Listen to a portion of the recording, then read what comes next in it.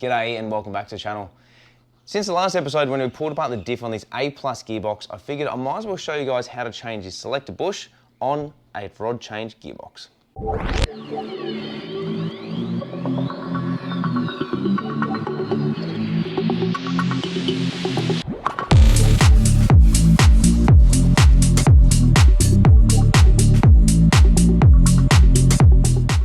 G'day and welcome back to the channel. Ever since we pulled apart this rod change gearbox on an A+ Classic Mini, I figured we might as well go ahead and change this little bush. We've spoken about this previously on an episode of Minisport. This is the rod change selector bush that goes inside the diff housing. This is a crucial part of the overall performance of the gearbox. The reason why that is, this is what supports the rod change. So inside here we have a rubber bush and a crush tube. That just gets pressed inside this diff housing and then it goes and supports the rod change assembly here. Down through this little hole, or I guess big hole at this stage, is the actual selector. So that's what goes in and out, changes gears. Without this selector being here, you'd have a really loose gear selector and it's not going to give you a really good connection with the gears. You're going to find like you're stirring a pot of pudding every time you go to change it. So let's go ahead and I'll show you how to change this. All right, so first thing I'm going to be doing is buying this selector bush from Minisport. They're like $23. They're super cheap, super easy to change. Now, unfortunately, in this case, you do need to pull the gearbox apart to be able to do this. You probably could do it in the engine bay, but I'd really hate to do it. It's just going to be too much of a pain to be able to do. So we can do this a couple of different ways. We can jam it in a vise, we can do it this way, we could probably put in a press. Essentially, I find this to be probably the easiest way to do it, just because of the amount of room that you're going to need to be able to replace this. So what we're going to do is try and find a way that we can wedge this in. Actually, we'll do it this way.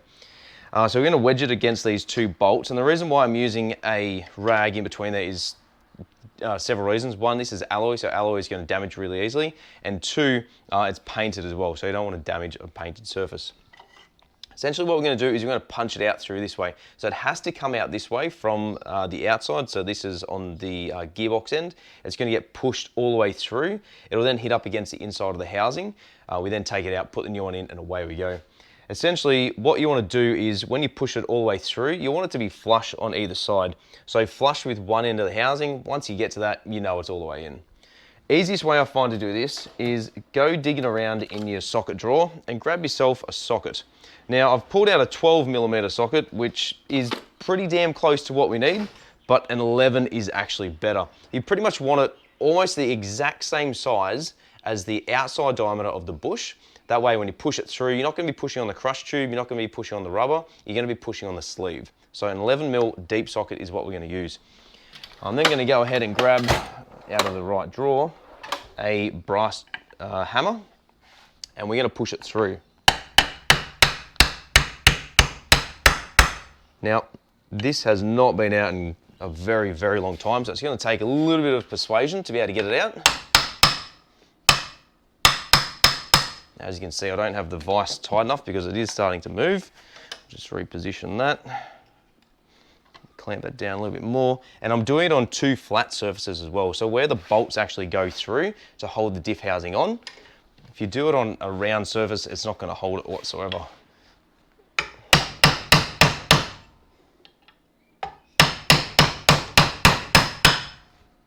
It seems to be slowly moving, but also it's moving in the housing. That's going to be a pain. Let's see if we can reposition it so we can push down rather than the other way. How can we do that? All right, let's try. We'll try and open up this vise a little bit more. See if, there we go. That's probably a better way. There we go. So we got it on the back two highest points, and we got it on the flat surface at the front. Okay, all right, there we go.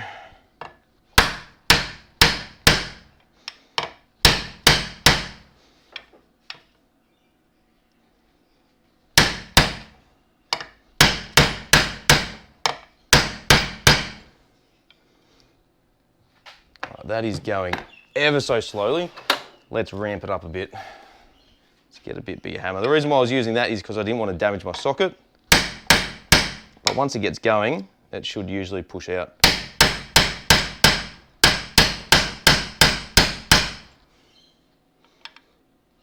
That is right in there, crikey.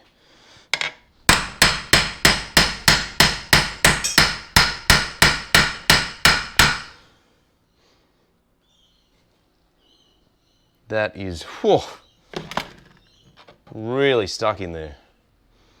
Now you can also do this in a press as well.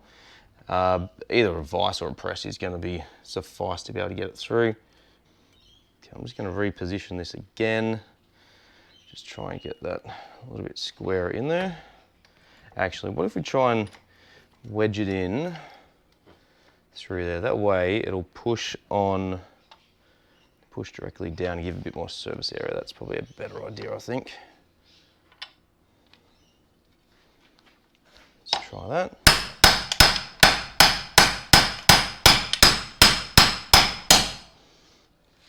That is royally stuck in there, crikey. All right, I'm just going to go a 10 mil. Now these can be quite difficult, as you can see.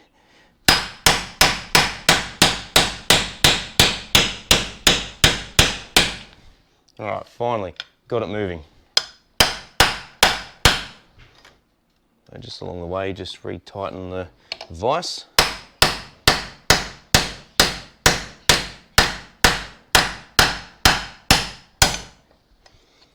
All right, once it's out, that's it.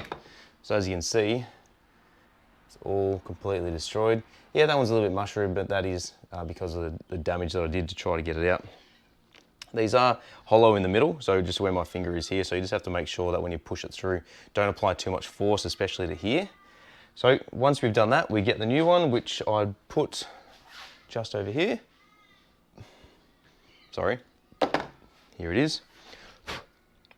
So essentially the same thing again, line it up, and then we're just going to press it in nice and easily.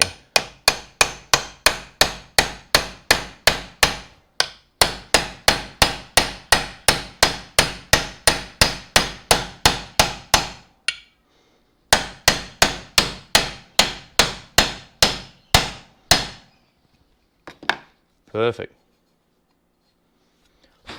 Now the good thing about this is, even if I have taken a little bit of paint off, I can just repaint it or at least touch it up. So there are a couple of scuff areas which I will need to touch back up, which isn't an issue, and probably just resurface that as well. It does have a little bit of a scuff mark on the edge, which isn't going to be the end of the world, but it is something really easy to do, especially when it is in this state. So what I'll do is off camera, I'll go and touch these up before we start reassembling the gearbox. I've got the diff assembly just here, which you saw in a previous episode. That thing is absolutely toast. We've decided to go with an MED cross-pin diff just because it is a really great alternative to go with. There are a couple of little gouges and stuff out of that, but that's fine. It's only cosmetic. I'll smooth all these off using a file, clean up all the surfaces, give it another quick coat of paint, and then we're all set to go. But essentially that is how you change the rod change bush on your A series engine. Now this is only available for the rod change. It doesn't work with a remote or a magic wand just because they run a linkage system. So this is an important part of making sure that when you put it all back together, that everything's operational in the way that it needs to be. Thanks for watching. We'll catch you on the next episode of Tomo's Tune-Ups.